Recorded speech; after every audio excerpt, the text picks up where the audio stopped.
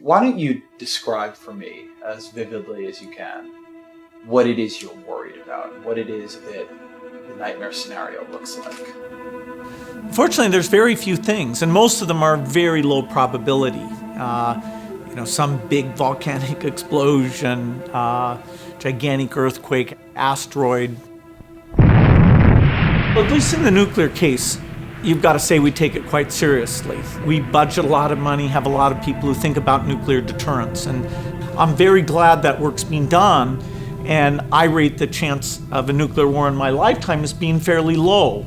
I rate the chance of a widespread epidemic far worse than Ebola in my lifetime is well over 50%. If we look at the 20th century and we look at the death chart of the 20th century, I think everybody would say, oh yeah, there must be a spike for World War I. Sure enough, there it is, like 25 million.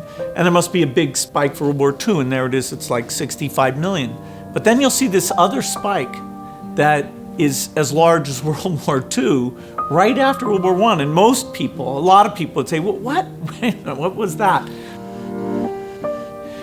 There's two kinds of flus. There's flus that spread between humans very effectively, and there's flus that kill lots of people. And those two properties have only been combined into a widespread flu once in history. Well, that is Spanish flu. We have no idea where it came from. It's called the Spanish flu because the Spanish press was the freest. They were the first to talk openly about it. And so in the annals of epidemic history, that's the big event.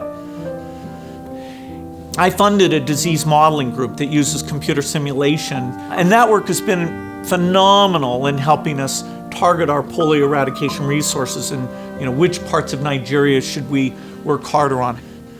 And it's very natural, if you have a group like that, to say, hey, look at something like the Spanish flu in the modern day.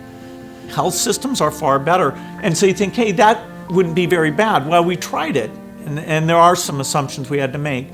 But what we showed is that the force of infection because of modern transport, which compared to 1918 is over 50 times as great. And so if you get something like a flu, and you look at that map of how within days, it's basically in all urban centers of the entire globe, that is very eye-opening. That didn't happen with Spanish flu in the past.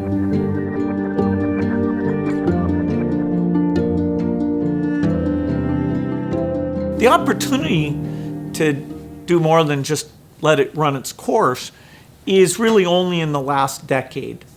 Basically, when you talk about drugs, you can talk about small molecules or talk about these complex biological protein-like things, of which there's a subclass called antibodies.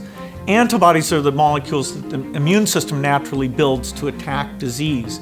Today, the idea that somebody says, oh, here's an antibody, make a lot of it, make it very quickly, that's right on the cutting edge. And the Ebola epidemic showed me that we're not ready for a serious epidemic, an epidemic that would be more infectious and would spread faster than Ebola did. This is the greatest risk of a huge tragedy. This is the most likely thing by far to kill over 10 million excess people in a year. We don't need to invest nearly what we do in military preparedness.